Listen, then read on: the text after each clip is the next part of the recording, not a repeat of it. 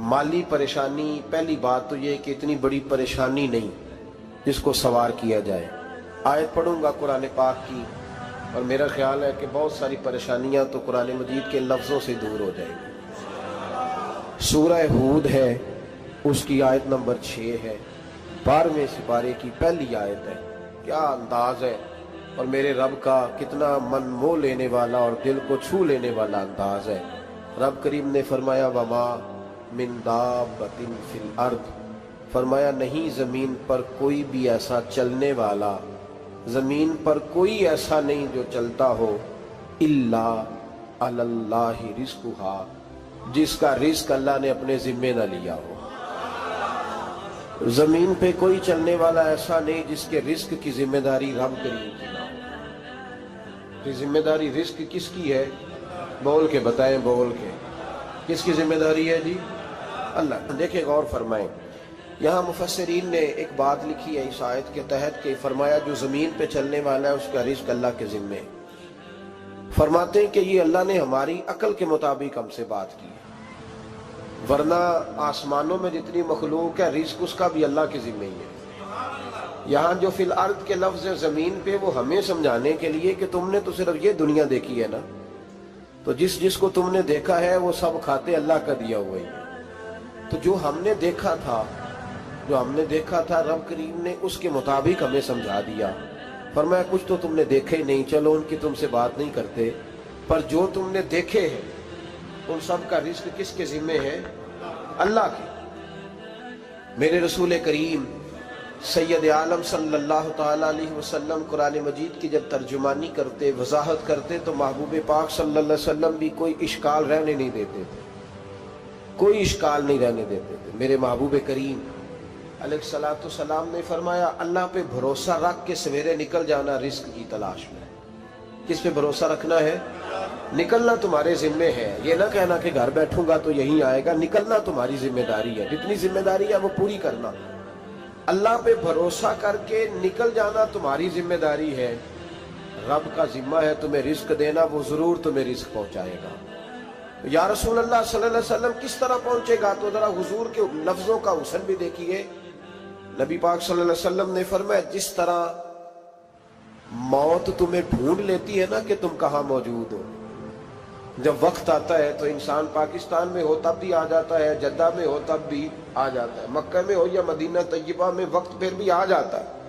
फरमाया जिस तरह मौत तुम जहां भी हो तुम तक पहुंच जाती है ना, इस तरह तुम्हारा रिज़्क भी तुम जहां मौजूद होते हो अल्लाह वहां पहुंचा देता है, पहुंचा देता है। तो या रसूल अल्लाह सल्लल्लाहु अलैहि वसल्लम किस अंदाज में? तो फरमाया निकल जाना तुम्हारी जिम्मेदारी है। फरमाया सवेरे परिंदे भी निकल जाते हैं और शाम को जब लौटते हैं तो अल्लाह उन्हें पेट भर के रोजी अता फरमाता है।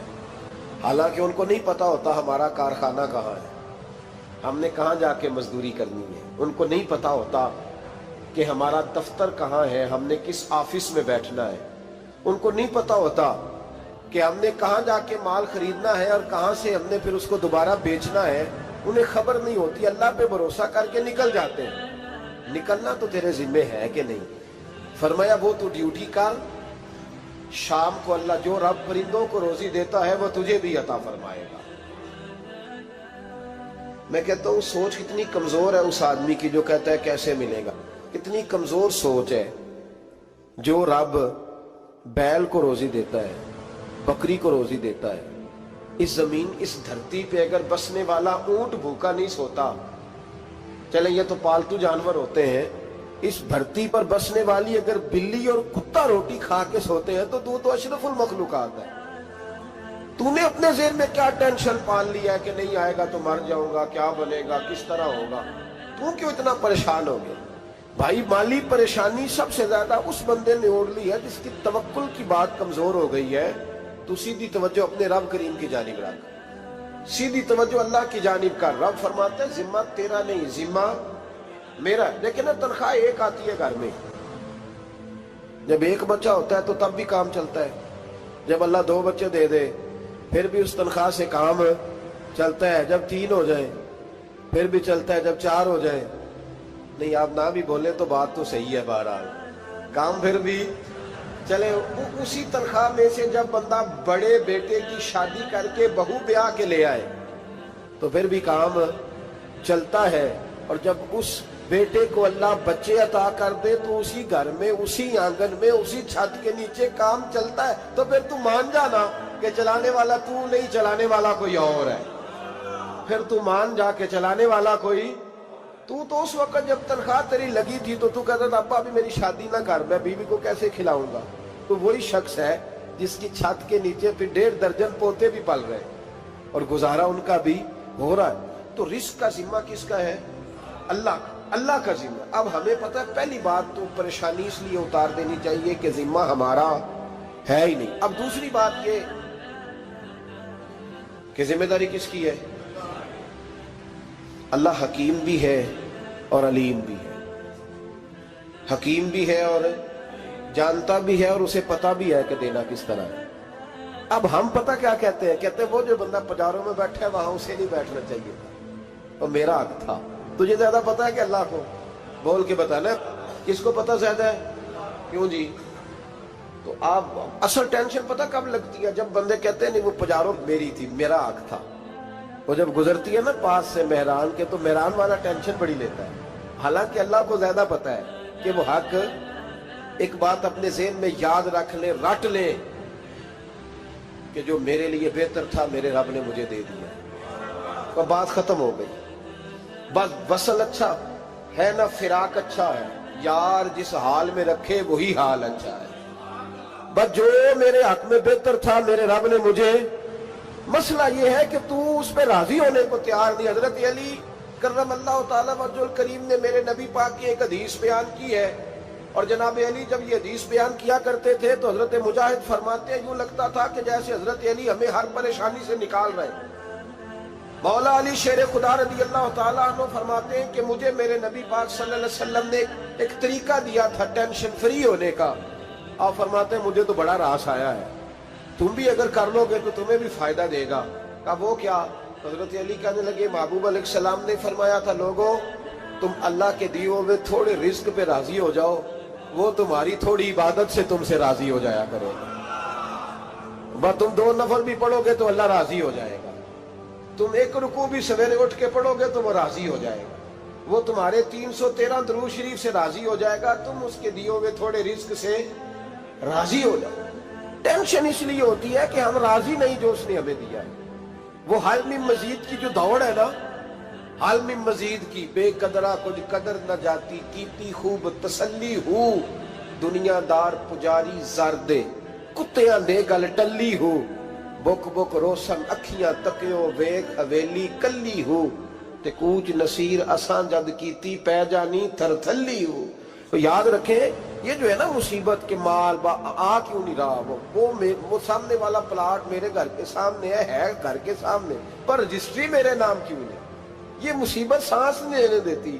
موٹر سائیکل کھڑی کرتا ہے نا جب آ کے دکان سے روٹی کھانے آتا ہے، دفتر سے گھر آتا ہے، کاروبار سے آتا ہے، تو جہاں موٹر سائیکل کھڑی کرتا ہے وہ ٹینشن بڑی ہے کہ کبھی میری ہو جائے نا یہ والی جگہ تو میں یہاں بھی بورڈ لگاؤں اپنے نام۔ اس نے مالی پریشانی پیدا کی۔ تو جس حال میں ہے، کیونکہ تو نے اپنا یہ حال خود نہیں بنایا، جس نے بنایا ہے وہ بڑا بہتر جانتا تھا کہ تو اسی حال میں اسے اچھا لگتا ہے۔ تو اسے اسی حال میں، ایک بزرگ تھے تو ان کی طبیعت بڑی علیل ہو گئی، بیمار ہو گئے، تو اللہ نے آزمائش دی تو کیڑے پڑ گئے وجود میں۔ ایک کیڑا یہاں سے کھا رہا تھا، اللہ والے بڑے راضی رہتے ہیں اس کی رضا پہ، تو کیڑا یہاں کھا رہا تھا تو نیچے گر گیا، تو بابا جی نے اٹھا کے پھر وہاں رکھ لیا۔ کہنے لگے جب اس نے تیری ڈیوٹی مجھے کھانے کی لگائی ہے تو میں اس بات پہ راضی ہوں، تو نیچے کیوں گرتا ہے؟ بٹ ٹھیک ہے کھا، جب اس نے تجھے ڈیوٹی جو تیری لگائی۔ سالبہ بن عبد الرحمن ایک صحابی تھے، سالبہ غالباً نبی پاک صلی اللہ علیہ وسلم کی خدمت میں آئے، کہنے لگے یا رسول اللہ صلی اللہ علیہ وسلم غربت بڑی ہے، میرے لیے دعا کریں اللہ زیادہ مال دے۔ تو محبوب صلی اللہ علیہ وسلم نے فرمایا تو جس حال میں اچھا ہے وہ تیرے لیے بہتر ہے، جس میں تو ہے وہی حال تیرے لیے مشکل ہے نا یہ جواب سننا۔ کہتے پیر صاحب فلاں جگہ سے تویز آیا، وہاں تو وارے نے آرے ہو گئے، تو آپ کے ہاں؟ تو میں کہتا ہوں یہ تویز دینے والا اگر تویز دے کے امیر بناتا ہے تو پہلے خود کیوں نہیں بنتا؟ یہ خود تو 150 کا تویز بیچ رہا ہے، اپنی بیچارے کی حالت یہ ہے۔ اگر اتنا ہی تویز اس کا چلتا ہوتا تو پہلے 5 پجاروں اس کے دروازے پہ کھڑی ہوتی۔ عجیب چکر ہے اور عجیب جگہ لوگ الجھ گئے، سمجھتے ہی نہیں بات کو۔ یا رسول اللہ صلی اللہ علیہ وسلم دعا کر دے تو محبوب نے کیا فرمایا؟ فرمایا تو جس حال میں ہے نا وہ حال تیرے لیے بہتر ہے، اسی میں رہ۔ کہ نہیں حضور دعا کرے۔ فرمایا سال بعد تو باز آ جا۔ حضور دعا کرے۔ فرمایا تو باز آ جا۔ 2-3 دفعہ کا ضد کی، محبوب نے فرمایا جا پھر اللہ تجھے زیادہ پیسے دے گا۔ چند بکریاں خریدی، اتنی برکت ہوئی کہ بکریوں کے ریوڑ بن گئے۔ پھر کچھ بکریاں بیچ کے گائے خرید لی، ان کے بھی ریوڑ ہو۔ پھر کچھ اونٹنیاں لے لی، ریوڑ ہی ریوڑ۔ پہلے 5 وقت مسجد میں آتے تھے، اب فجر اور عشاء رہ گئی۔ پھر مال زیادہ ہوا تو مدینے شہر میں کوئی جگہ ہی نہیں، مدینے سے باہر حویلی خریدی، پھر جمعہ ہی رہ گیا۔ جمعے کے جمعے آتے، زکوٰۃ کا حکم آیا۔ میرے نبی کریم علیہ السلام نے حضرت ابو ہریرہ کو بھیجا، فرمایا جا اسے کہہ تیری زکوٰۃ بنتی ہے 2.5%۔ 10 کروڑ روپیہ ہو تو کتنی زکوٰۃ بنتی؟ بھئی 1 کروڑ کی 2.5 لاکھ ہوئی نا، تو 10 کروڑ کی کتنی ہوئی؟ تو بڑی مصیبت ہے جب بینک سے میسج آتا ہے نا کہ 25 لاکھ نکل گیا تیرے اکاؤنٹ سے، بہت بڑی مصیبت، بڑی ٹینشن ہوتی ہے۔ ایک صاحب میرے پاس آئے، ان کی زمین اچانک مہنگی ہو گئی، اچانک پہلے کچھ 15-16 لاکھ کی ایکڑ زمین تھی، پھر وہ کروڑ کی ہو گئی۔ تو میرے پاس آئے، کہنے لگے وہ 10 کروڑ روپے بنتے ہیں تو زکوٰۃ، تو میں نے کہا آپ نے کیا کیا؟ زری زمین پہ عشر آتا ہے، اس پہ زکوٰۃ نہیں آتی، تو آپ نے کیا کیا؟ کہنے لگے وہ کچھ سوسائٹی کے رول کے مطابق میں نے فائلیں وغیرہ لے لی ہیں، اب میں نا کبھی موقع آئے گا تو ان کو بیچوں گا۔ تو میں نے کہا اب تو آپ کا یہ مال ہو گیا بزنس کا، تو اب تو اس پہ زکوٰۃ آئے گی۔ 10 کروڑ پہ جب 25 لاکھ سنا تو کہنے لگے فوراً دینی پڑتی ہے کہ تھوڑی تھوڑی سے بھی کام چل جاتا ہے؟ تو میں ان کا چہرہ دیکھنے لگا، میں نے کہا نہیں وہ تو آپ کو پتہ ہے، ویسے حضرت عمر فرمایا کرتے تھے بانٹ کے نہ دو، کوشش کرو کسی ایک کو ہی دو، چلو کسی کا تو کچھ بن جائے، تو ایک کو ہی دینی چاہیے۔ کہنے لگے تو مطلب یہ ایسا ہی حکم ہے؟ میں نے کہا آپ کسی اور سے تحقیق کر لیں۔ اب یہ بھائی لیتے وقت نہیں تجھے ٹینشن ہوئی کہ 15 لاکھ کا کروڑ ہو گیا، تو اس وقت نہیں تو نے کہا کہ یا اللہ، تو یہ کیسی سوچ ہے مسلمان؟ کس طرح کا اس کا؟ ہمارے ہاں جب کسی آدمی پہ حالات خراب ہوتے ہیں نا تو سب سے پہلے وہ اس طرح کرتا ہے کہ جو میں کہیں اللہ کے رستے میں دیتا ہوں پہلے اسے بند کروں۔ جس رستے تجھے آ رہا تھا پہلے تو نے وہ رستہ بلاک کیا۔ حضرت اسماء بنت ابی بکر صدیق کہتی ہیں میں حضور کو مسجد کے لیے، ادارے کے لیے، صحابہ صفحہ کے لیے کچھ دے رہی تھی، تو میں نے گننا شروع کیا تو حضور مسکرانے لگے۔ حضور مسکراتے کیوں ہیں؟ تو فرمانے لگی، محبوب فرمانے لگے اسماء اللہ کے رستے میں گن گن کے نہ دیا کر، ورنہ وہ بھی تجھے گن گن کے دے گا، تو اس کے رستے میں بے حساب دے، وہ بھی تجھے بے حساب ہی عطا فرمائے۔ لیکن پہلے یہ والا پہلے دروازہ بند کرو، یہاں سے پیسے ختم ہو رہے ہیں۔ تو اس طرح کرنا بھائی، اس دفعہ سوٹ ذرا گرمیوں والے نہ خرید، لیکن جو تو اللہ کے رستے میں دے رہا ہے اسے دیتا رہے۔ لیکن ہم اپنا نقصان کرتے ہیں، زیادتی کرتے ہیں اپنے ساتھ۔ میں نے آپ کو پہلے بھی بتایا تھا پیار کی بولی ہے، پھر بولتا ہوں۔ ایک بڑے بڑے پیار والے دوست ہیں، ایک دفعہ مجھے کہنے لگے کہ آپ کئی دفعہ اعلان کرتے ہیں تو مجھے اچھا نہیں لگتا، اور آپ ادارہ بھی بہت زیادہ بننے والا ہے، بڑی چیزیں میں دیکھتا ہوں جو ہوں تو بڑا نظام اچھا ہو جائے، آپ دعا کریں اللہ مجھے پیسے دے تو میں بڑے سارے خرچ کروں گا اس کے رستے میں۔ تو میں نے کہا یا اللہ اسے 10 کروڑ دے، یہ 9.5 کروڑ تیرے رستے میں دے دے گا۔ تو چپ کر گیا، جس طرح آپ نہیں کر گئے سارے، چپ کر گیا وہ بھی۔ اس نے کہا جی نہیں جی انشاءاللہ کریں گے۔ تو میں کیا پلیا جی تے دعا پہ ہوں دیا، ابھی تو وہ آئیں گے تو تب دیکھی جائے گی، تو یہیں اڑ گیا ہے۔ یعنی 9.5 کروڑ اللہ کے رستے میں خرچ کرنے کی دعا پہ بھی آمین کوئی نہیں کہتا کہ چلو آمین ہی کہہ دے۔ تو میں کہا تینوں تے 50 لاکھ بچتا سی پیا، لیکن تو اس سودے پہ تیار ہے۔ جب یہ سوچ ہوتی ہے، یہ غلط سوچ ہے، یہ بات تو اگر تے مسکرانے والی، لیکن یہ سوچ صحیح نہیں۔ حضرت عثمان غنی رضی اللہ تعالیٰ عنہ کہتے ہیں جس وقت نبی پاک صلی اللہ علیہ وسلم نے اعلان کیا نا جنگ کے موقع پر کہ 800 سپاہیوں کا خرچہ چاہیے، کہتے ہیں میرے پاس 600 کا تھا۔ یہاں ایک روایت میں حضور نے 1000 کا اعلان کیا تو میرے پاس 800 کا تھا۔ جب 2-3 دفعہ نبی پاک نے اعلان کیا تو کہتے ہیں میں نے کھڑے ہو کے کہا یا رسول اللہ پورا 800 میری طرف سے۔ کہتے میں نے 200 سپاہی کا خرچہ ادھار اٹھایا لیکن پورے 2 مہینے نہیں گزرے تھے، رب کریم نے مجھے کئی گنا کر کے پیسے واپس عطا فرما دیے۔ پر بات تو یہ ہے کہ تیری وہاں لو لگی ہو، تو تجارت کرتا ہے ان لوگوں کے ساتھ جو کیا دے سکتے۔